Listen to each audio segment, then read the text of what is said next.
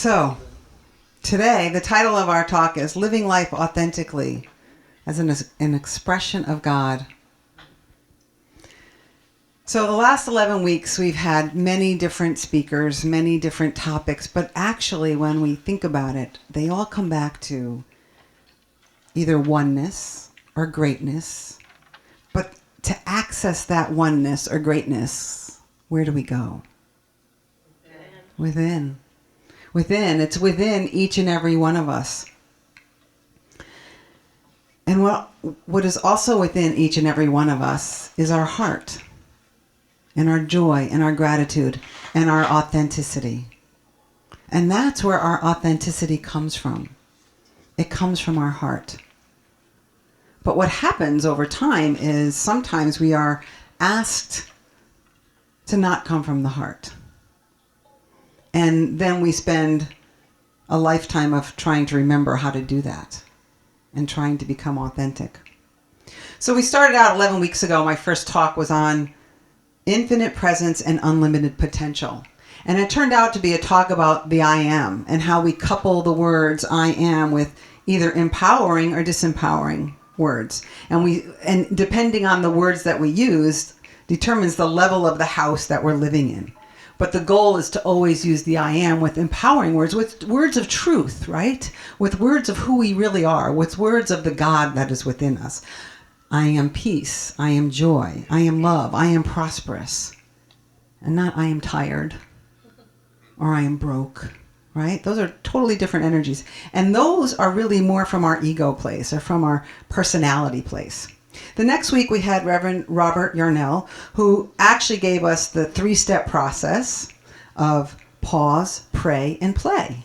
So it actually took what we did the week before and gave us a little bit of a process. Pause, remember our cassettes? Pause. Not you probably, Fergus, you probably don't remember cassettes, but the rest of us probably remember cassettes. We would hit pause, and then we pray, ask for guidance, and then we take action, we play. And we move forward from that guidance that came from within us. Then Reverend Nancy Napier talked about the indwelling spirit, that sacred place within us. And she shared how the I am is ours to express and how we express our individuality to be the best that we can. And then it is given the Moses story, the story of the burning bush, and how we all have that fire within us. And that fire is that God, that Christ light that is within us. It's the truth. It is truly our authentic self. And then we heard Reverend Sandra Bargeman, who talked about the journey of the spiritual detective and what are the questions that we're asking ourselves to become spiritually awakened. And then it was Seek the Kingdom, which was the talents parable, which was about our talents. What are our talents? And are we using our talents? Do we know what our talents are? And if we aren't using them, are we burying them? And if we're burying them, we lose them, right?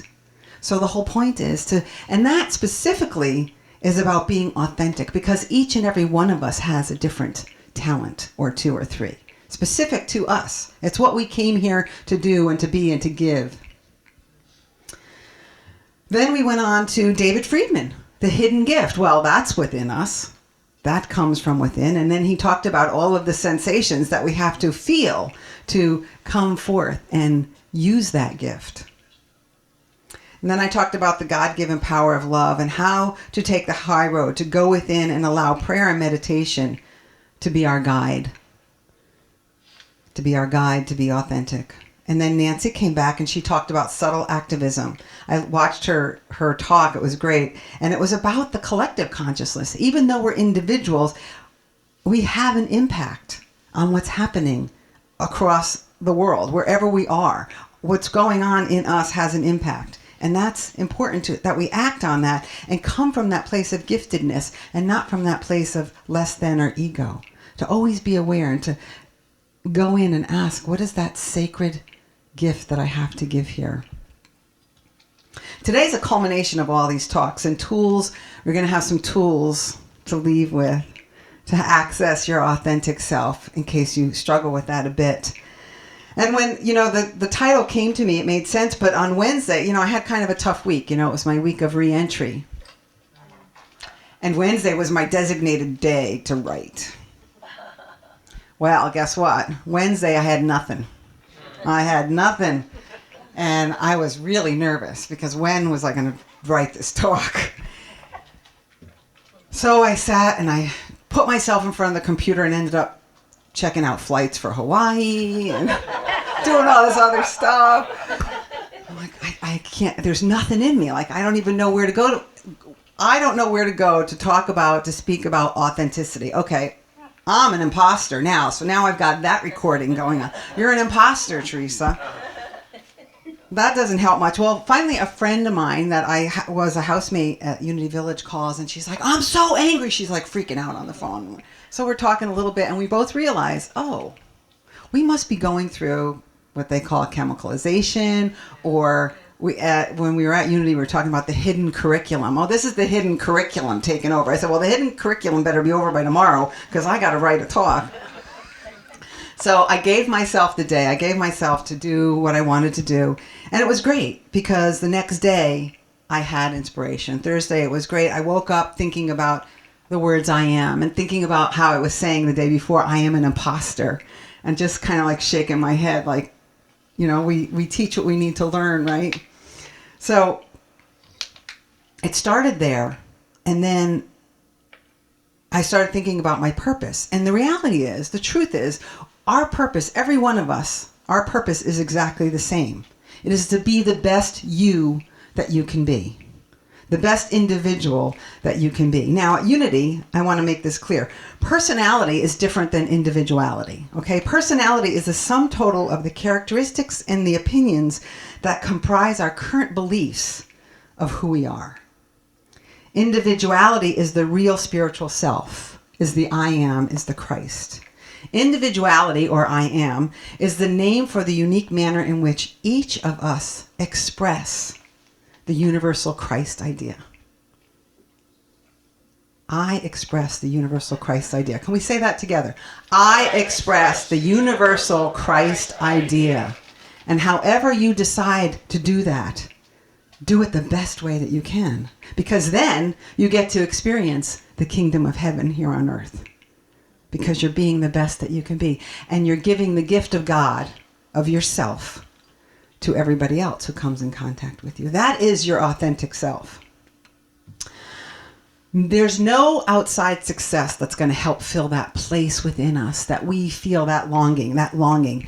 Jesus said in John 14:6, no one comes to the Father except through me. And what he was meaning by that is we must discover the living presence of God within each and every one of us the way he did. No outer success. No matter who here knows somebody with a lot of money who's miserable, right? We think money's going to be the answer, right? Or we think maybe more friends is going to be the answer, and it's not the answer. The answer comes from within. The answer comes from not looking outside of ourselves for the answer. It's looking within. Awareness is, there was another Jesus quote. What would it profit someone to gain the whole world and to lose himself or lose his soul in the process? Right? It's not going to gain anything. It's really about who we are and sharing that gift with everybody. Awareness is a prerequisite for change. Be aware of your authentic, the best expression of you. And become aware of your ego, the part of you that acts, pretends, and looks for approval. The part of you that acts, pretends, and looks for approval. Are you aware that our judgments, the judgments that we have, come from our ego, and they're actually projections of ourselves onto other people? And chances are, if we're judging somebody else, we're that much harder on ourselves. So use those judgments. Become aware of how you're judging or how I'm judging somebody else so that I could say, where am I judging myself? Because that's the only place I can change. And then all of a sudden, what other people do doesn't matter anymore. There's an expression I learned in Coda, if you spot it, you got it. And it's the truth. If I see it in somebody else, whether I like it or not, I have it. And if I don't like it, then I get to do something about it. And I don't have to change anybody else. So The journey of authenticity is the journey of learning to love ourselves unconditionally. It's the journey to freedom. Here's an affirmation. There is no reason good enough not to love myself the way I am. You want to say that with me? There is no reason good enough not to love myself the way I am. I love that. When I heard it, I was like, that's beautiful. Have you ever heard yourself say, if you really knew me, you wouldn't like me or love me? Yeah. Well, I've said it. And I've also said, I'm an imposter. I used to always think, if I heard the cops, and you guys, maybe I've said this story before, but if I heard the cops, if I heard a siren, I thought the cops were coming to get me. I would stop what I'm doing and be like, oh no. And it wasn't until about, and I would stop and I was like, what, I didn't do anything. And I'd start thinking in my brain, did I do anything wrong, And I finally realized after, I don't know how many years in CODA, and it was working with my sponsor, that it was that thinking that I'm an imposter. And somebody found me out, and they were coming to get me. And it was like, wow, I need to let that thought go. I don't get nervous at all anymore when I hear the cops coming. It's quite refreshing. So when I'm defensive about what I look like or what I eat, there's another Course in Miracles quote that says, our defenses produce the very thing that we want to have them protect us from. Our defenses produce the very thing that we want to have them protect us from. I think Reverend Sean says it, and I wrote it down, and I came in today and I checked, and it's on there. I was like, yes, it was him who said it. The way he says it is, wait, where's it? When we defend our limitations, we get to keep them. When we defend our limitations, we get to keep them. So every time I'm judging myself or looking at myself or defending what I'm eating because I feel like I have to defend it, it's reaffirming my own belief about what I eat and how I look. It's one of those things that I'm still working on, Still working on that perception of what I'm supposed to look like. I'm the healthiest woman I know, but I'm still worried about what I look like to other people and what I look like to myself. It has an effect on how I feel about myself, and it is what it is right now. That's what I'm just going to say. So the more we practice being and sharing our authentic self, instead of pretending or defending or protecting our ego, who we believe we are, the less we feel separate from God and each other, and the more we express love and our connectedness to oneness. The more we practice sharing our authentic self, the more lovable and at peace we are.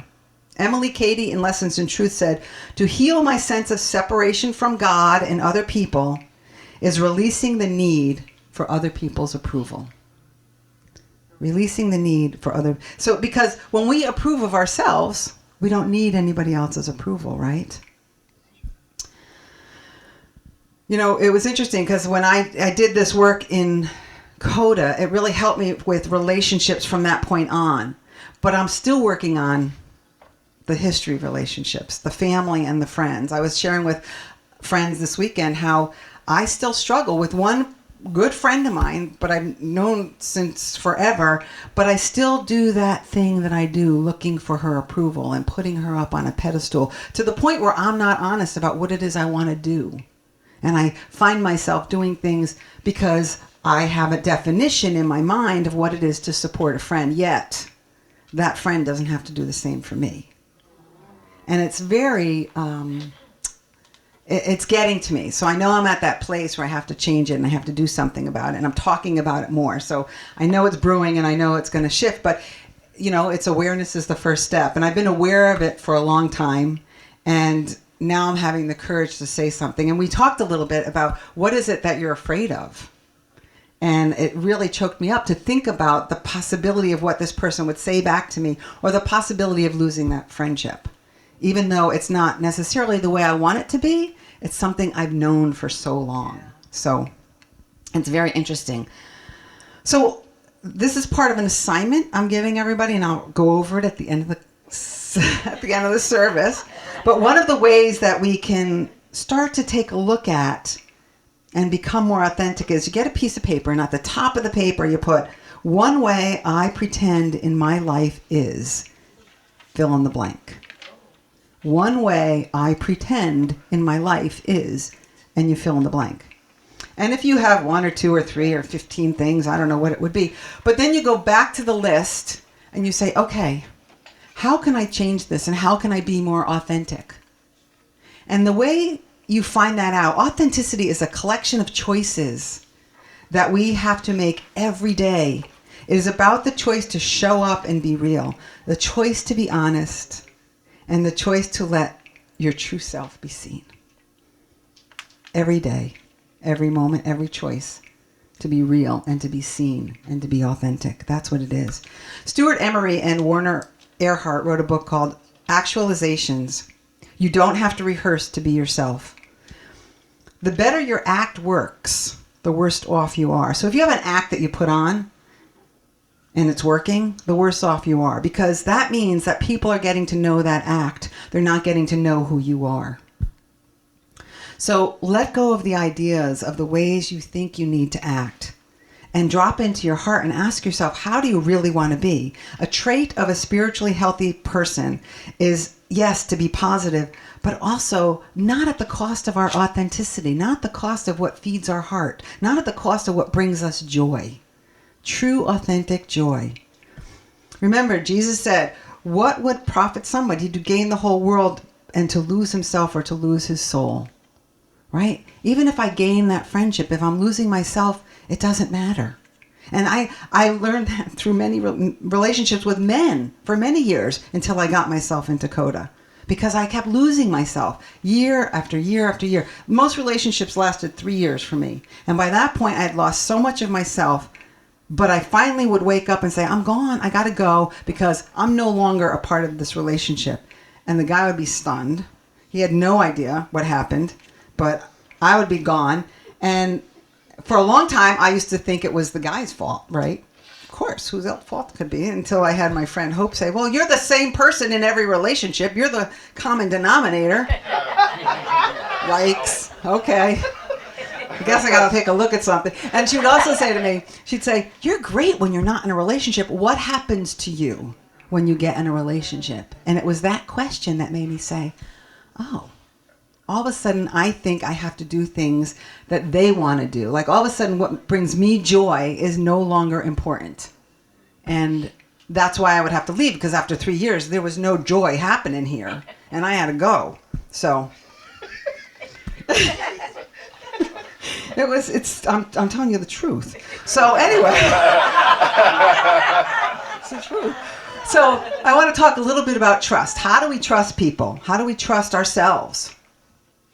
We trust ourselves when we can be vulnerable and when we share from that place of vulnerability. A healthy relationship is one where it's okay to feel afraid, to feel guilty, to cry, and to even be angry, as well as feel joyful and gratitude and bliss and love. In my vulnerability, my safety lies. We're in what they call the season of gratitude, and I like to be grateful all year, but right now there's a lot of emphasis on gratitude. So that's a great way to access what brings us joy. And it's also a great way to access what is authentically mine to be. So you might want to journal about what brings you joy. Do you remember what brings you joy? Cultivate an attitude of gratitude as well as living from that place of gratitude. I was taking a prosperity class and she talked about, what are you grateful for? And people would list things that they are grateful for. And then we started talking about just living in gratitude, which is a little shift differently, because then nothing has to happen. I don't have to get anything. It's just being grateful for being.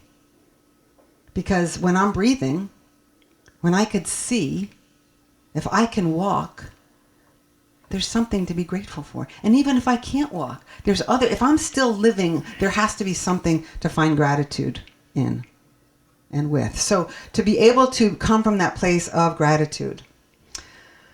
We also, in addition to journaling, you also might want to think about denials and affirmations. So denials are erasing the false beliefs from your mind, releasing the power and energy that we have invested in old, outworn negative attitudes and incorrect beliefs, preparing our mind for an affirmation. So it's like weeding the garden, right? When we're ready to plant flowers or plant vegetables, we have to weed the garden. Well, that's the truth for our mind too.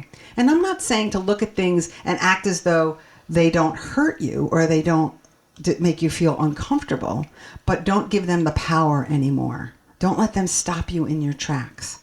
And then once you can say, oh, okay, that hurt, but I'm going to survive. I'm going to be okay. What is an affirmation that you can say to yourself? Because that's what conditions the mind to be more open to the truth, open to divine ideas, to higher, more correct perceptions of what reality is. And this all brings into effect the third principle, thoughts held in mind produce after their kind. Well, that's true whether we're thinking negative thoughts or positive thoughts, right?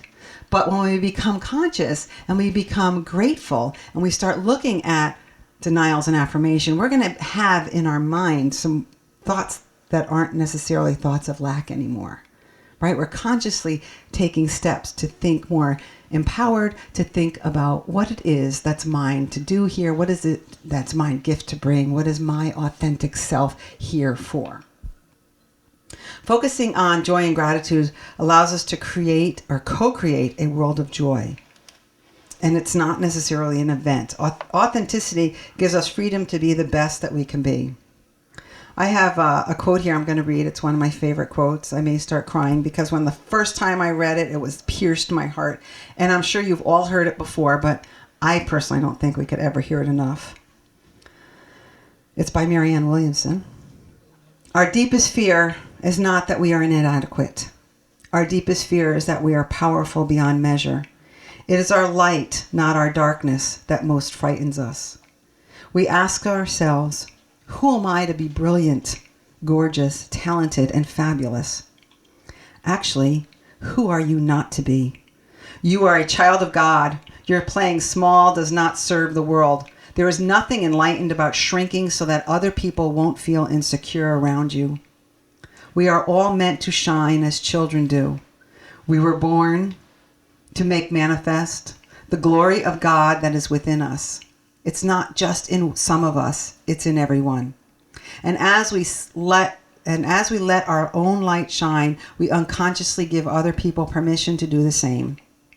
As we are liberated from our own fear, our presence automatically liberates others. That just spoke to me so loud and still does. And it reminds me the places that I go, I said the other day how Michael used to say, go where you're celebrated, not where you're tolerated. And it reminds me of that. Go where you're celebrated. And if you're not being celebrated, it's okay not to feel bad about it. When I was a little girl, I used to cry all the time. I got called the crybaby. Stop crying. So I started to hold in my tears. Well, by the time I was 12, I would cry and no tears would come. So my mother was like, okay, there's a problem here. And so she took me to the eye doctor. Well, I had clogged tear ducts. So the doctor had to take a needle and stick them in my tear ducts. It was like, okay, I'm never going to not cry again. That's why I'm so grateful for crying these days. But it's also my ability to be vulnerable, my willingness to be authentic. And it took me a lot of years to be here, but I'm grateful, and I'm still working at it. As I shared, there are still people in my life that I have to get to that place. Gay Hendricks has a quote, "A successful life is an authentic life. Happiness and creativity rest upon a foundation of transparency to yourself and others. Knowing your heart and speaking it clearly to others keeps you on that path." Authenticity and vulnerability are from our heart. We cannot get away from our heart, right? It's going to be with us. So we might as well listen to it. And sometimes, because if we haven't been listening to it for a long time, it takes a process to peel back the layers and to see what it is that our heart is saying. But it's okay. I want to read one thing from John 8:32. It's, "And you will know the truth, and the truth shall set you free." And the Holy Spirit's interpretation of the New Testament. What that's saying is, in the light there is freedom, because the light is freedom. Without the acceptance of the light, you cannot know freedom. You may believe you are free, but you are deceived. You are not free because you cannot see clearly. You are a slave to that which you see and a slave to that which you experience. So if we're not willing to see the truth or the light, then we're not in freedom. And the truth is not really setting us free. So as you go from here today, your assignment is, if you choose to accept it, make your list. One way I have pretended in my life is blank. Then look at the list and ask, what way can I be authentic? Start to bring joy into your life. Cultivate an attitude of gratitude, maybe with journaling. Create some denials and affirmations. If anyone needs help with denials and affirmations, I'll be happy to help you. The affirmation we said today is, there is no reason good enough not to love myself the way I am. So have a wonderful week practicing self-love and being the most authentic self you can be.